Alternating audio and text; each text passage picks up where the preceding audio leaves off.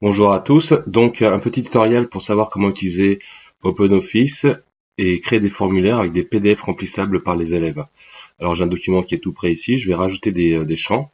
Donc la première chose à faire c'est d'afficher la barre d'outils de contrôle de formulaire. On va utiliser très peu de choses dedans, donc on va le mettre en route ici, en mode conception.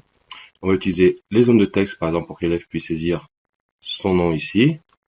Je vais en créer, alors je vais la modifier en double-cliquant dessus, j'ai beaucoup de propriétés qui s'affiche. En particulier, ce qui m'intéresse pour l'instant, c'est la taille des paragraphes. Donc je vais mettre quelque chose de beaucoup plus petit parce que c'est pas très visible quand on crée le PDF sinon. Donc ça, c'était modifié. Je peux naturellement la copier et la coller ailleurs. Donc j'ai une deuxième zone. Donc pour le prénom, je vais créer des zones pour, des zones de texte pour insérer les légendes ici. Donc je peux la bouger aussi après. Alors les emplacements sont un peu prédéfinis.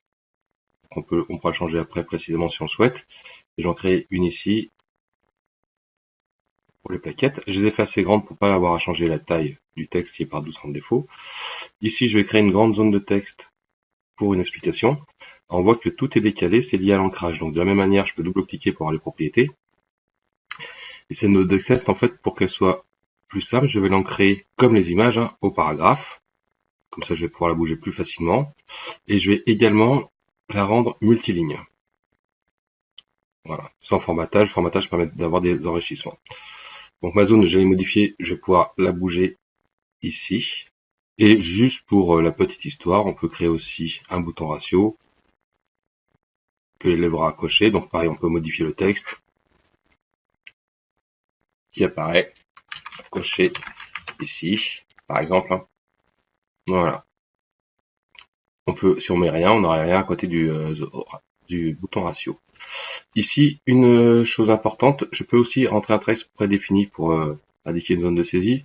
Donc il y a un texte prédéfini qui se trouve ici. Et on peut mettre des textes d'aide, on peut mettre des compléments d'information. On peut mettre un texte par défaut. Voilà. Mon document est prêt. Alors une option importante quand même, c'est ce mode-là qui active en fait le mode conception. Si on le désactive, on peut à nouveau éditer le document.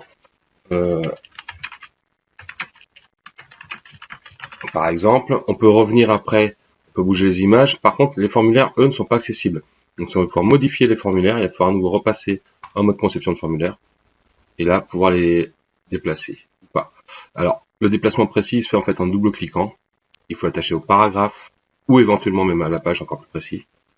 Là, il sera fixe dans la page. Et maintenant, si je ferme ça, j'ai ce formulaire que je peux déplacer comme je veux. C'est lié à l'ancrage comme caractère. Voilà.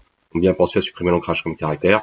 Quand c'est ancré à la page, en fait, ça sera repéré par rapport au coin gauche de la feuille. Quand c'est au paragraphe, c'est par rapport au paragraphe. Je vais pouvoir l'enregistrer pour le sauvegarder éventuellement, pour pouvoir le retravailler par la suite. Et je vais pouvoir l'exporter en PDF. Alors là, il y a deux options importantes. Il faut bien sûr créer un formulaire PDF ici. Il faut que le mode d'envoi soit bien PDF. Je l'exporte. Je vais l'enregistrer en PDF.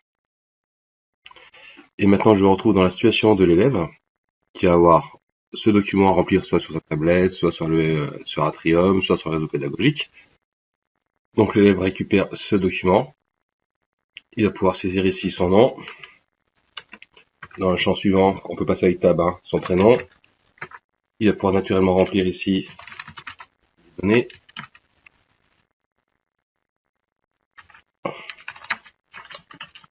Par exemple, hop, il peut revenir en arrière, corriger. Il peut saisir ici son texte.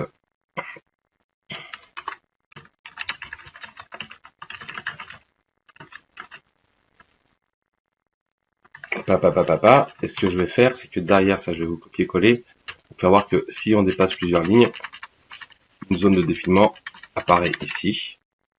Et on aura, en tant qu'enseignant, l'intégralité du texte. On peut cocher ici la case ou pas. Une fois fini, l'élève peut enregistrer son document. Donc là, je change le nom pour garder l'exemplaire de départ.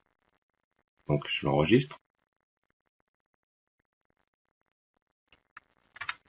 Je l'enregistre. En tant qu'enseignant, j'accède au document de l'élève, qui est là, avec tout ce qu'il a donné, et naturellement, j'ai ici accès à toutes les lignes. Voilà, c'est terminé pour cette partie. Bon courage!